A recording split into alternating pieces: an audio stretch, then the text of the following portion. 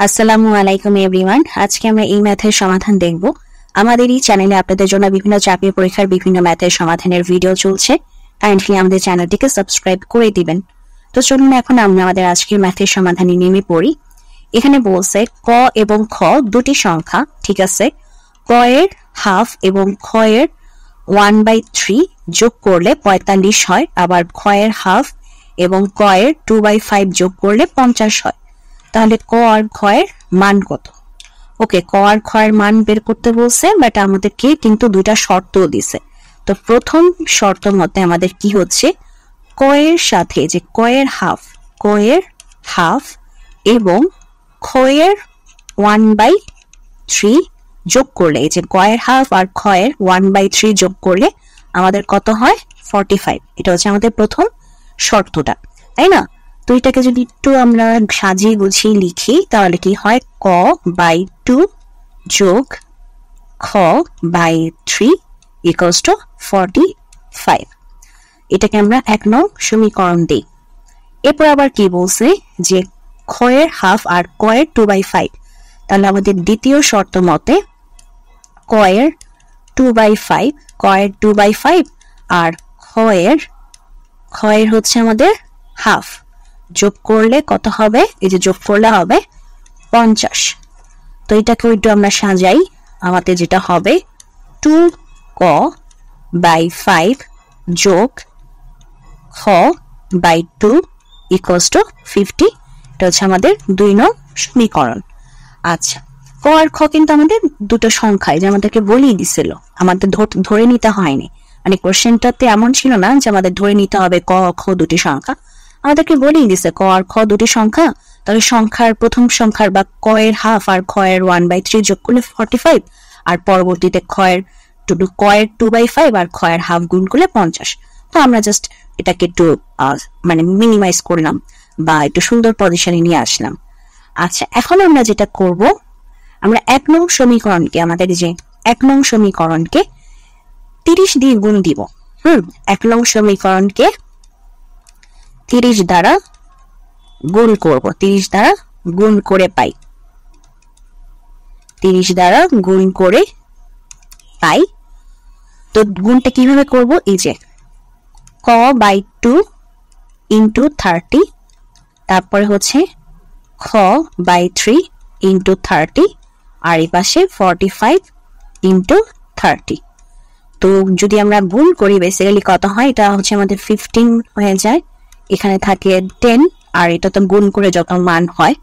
তো আমরা এখন লিখতে পারি 15 ক প্লাস 10 খ ইকুয়ালস টু আমাদের আসে হচ্ছে 1350। 45 ইন্টু 30 করলে হয় 1350। আচ্ছা, এই কাজটা কেন করলাম, মানে 30 দিয়ে কেন গুণ করলাম? বেসিক্যালি হচ্ছে আমরা তো হচ্ছে এখন ক আর খ এর মান বের করব, তাই না? তো ক আর খ এর মান বের করার জন্য আমরা ভগ্নাংশ নিয়ে কাজ করব না। আমরা যদি এখন কাজ করতে যাই, সাপোজ 1 নং সমীকরণ এবং 2 নং সমীকরণকে নিয়ে যদি কাজ করতে যাই, তাহলে কিন্তু আমাদেরকে ভগ্নাংশ নিয়ে কাজ করতে হবে এবং তখন কাজ করাটা অনেকটা জটিল হয়ে যাবে। তাই জটিল কাজটাকে সহজ করার জন্য আমরা যেটা করতেছি, আমরা ভগ্নাংশ থেকে ভেঙে আমরা তাকে আমাদের নর্মাল নাম্বারে আমরা নিয়ে আসতেছি। তো এটাকে আমরা 3 নং সমীকরণ দিয়ে দিলাম।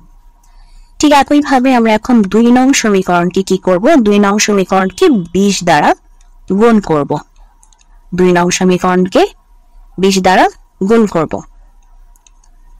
গুণ করে। ওকে, তো এখন আমাদের 2 নং সমীকরণটা কি ছিল? 2 নং সমীকরণ 2ক/5, এই যে 2ক/5 ইন্টু 20 প্লাস খ/half ইন্টু 20 ইকুয়ালস টু 50 ইন্টু 20। তো এখন যদি আমরা কাটাকাটি করি, এখানে হবে আমাদের 4×5 = 20, এখানে হচ্ছে আমাদের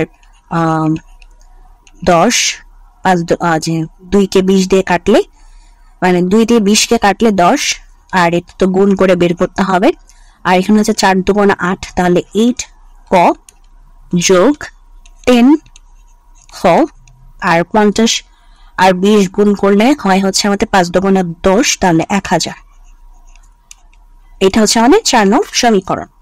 এখন আপনাদের মনে অনেকে প্রশ্ন জাগতে পারে, আমি যে 1 নং সমীকরণকে 30 দিয়ে গুণ করছি আর 2 নং সমীকরণকে 20 দিয়ে গুণ করছি কেন? অন্য কোনো সংখ্যা দিয়েও তো দিতে পারতাম, 30 আর 20 দিয়ে কেন গুণ করলাম? ওকে, এটার পিছনে বেসিক্যালি যে রিজনটা সেটা হচ্ছে যে আমি ক বা খ এর মধ্যে যে কোনো একটাকে সমান সমান মানে আনতে চাচ্ছিলাম। যেমন দেখেন এখানে আমাদের এই যে এই 30 দিয়ে গুণ করার পরে পরবর্তীতে কত হয়েছে? 10 খ। ঠিক একইভাবে 2 নং সমীকরণকে 20 দিয়ে গুণ করার পরে কত হয়েছে? 10 খ। তো আমি এই যে কোনো একটা, হয় ক কে না হয় খ কে, যে কোনো একটাকে আপনার যেটা করতে হবে সমান সমান মানে আনতে হবে। তাহলে সমান সমান মানে আনলে কি করতে পারবেন? পরবর্তী যদি ওই যে এই 3 আর 4 সমীকরণ যদি বিয়োগ করেন তাহলে ইজিলি এই যে খ এর অংশটুকুকে বাদ দেওয়া যাবে, ক এর মানটা বের করা যাবে। এর জন্যই আমি একটাকে 20 দিয়ে একটাকে 30 দিয়ে গুণ করছি, কারণ আমি দেখেছি যেমন খ এর সাথে যেমন এই যে আমরা প্রথমে যদি চলে আসি এই যে খ বাই 3, সো এটার সাথে যদি আমি 30 গুণ দিই তাহলে কি হবে? আমি কাটাকাটি করে 10 পাবো। আবার এই 2 এর সাথে যদি আমি 20 গুণ দিই তাহলে কাটাকাটি করে 10 পাবো। এর জন্যই প্রথম সমীকরণকে আমাদের 30 দিয়ে গুণ এবং দ্বিতীয় সমীকরণকে 20 দ্বারা গুণ করা হয়েছে, এবং পরবর্তীতে আমরা 2টা সমীকরণ পেলাম। এখন এই 2টা সমীকরণ আমরা বিয়োগ করব। আমরা 3 নং সমীকরণ থেকে 4 নং সমীকরণ যদি বিয়োগ করি তাহলে হয় 15 ক প্লাস 10 খ ইকুয়ালস টু 1350, আর এখানে হবে 8 ক প্লাস 10 খ ইকুয়ালস টু 1000। তো এখন যদি আমরা বিয়োগ করি এটা 0, তাহলে বিয়োগ করলে এখানে আমরা 15 থেকে 8 বিয়োগ করলে হবে 7 ক, আর এই দুটো তো বাদ যাবে এখন প্লাস মাইনাস, আর এটা যদি বিয়োগ করি তাহলে আমাদের রেজাল্ট আসে 350। মানে 1350 থেকে যদি 1000 বাদ দিই তাহলে আসে হচ্ছে আমাদের 350। তো এখন যদি আমরা ক এর মান বের করতে চাই 350 ভাগ 7, সো আমাদের ক এর মান যেটা বের হয় 50। তো আমরা ক এর মানটা পেয়ে গেলাম। আমাদেরকে কিন্তু বলছে আমাদের ক এবং খ এর মান বের করতে, এই যে ক এবং খ এর মান বের করতে। সো ক এর মান যেহেতু পেয়ে গেছি, এখন আমরা ইজিলি খ এর মানটা বের করে ফেলতে পারবো। কিভাবে? আমি যদি 1 নং সমীকরণে, এই যে আমাদের 1 নং সমীকরণে যদি ক এর মানটা বসিয়ে দিই তাহলে কিন্তু আমরা পেয়ে যাব। তো 1 নং সমীকরণে ক ইকুয়ালস টু 50 বসিয়ে পাই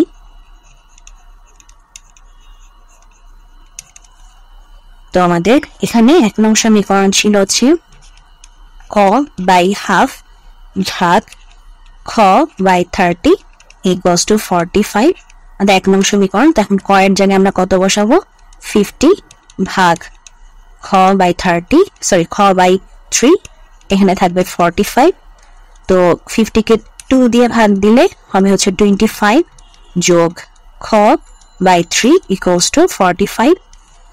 তো আমরা 25 কে যদি এই পাশে নিয়ে আসি তাহলে এখানে এই পাশে থেকে খ বাই 30, আর এই পাশে নিয়ে আসলে 45 মাইনাস 25, তো খ বাই 3, আর এখানে 45 মাইনাস 25 হয় হচ্ছে আমাদের 20।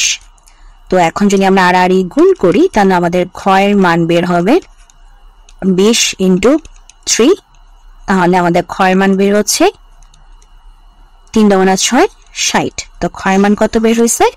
60। তাহলে আমাদের ক এর মান আমরা কত পাইলাম? আমাদের বের করছে ক আর খ এর মান বের করতে বলছে, সো ক এর মান পাইছি হচ্ছে আমরা 50 আর খ এর মান আমরা পেলাম 60। এটাই আমাদেরকে বের করতে বলছে, তো এটাই আমরা বের করতে পারছি। এটাই হচ্ছে আমাদের আজকের প্রশ্নের সমাধান। তো যদি ভিডিওটি ভালো লাগে অবশ্যই ভিডিওতে লাইক দিবেন, চ্যানেলটিকে সাবস্ক্রাইব করবেন। ভালো থাকবেন।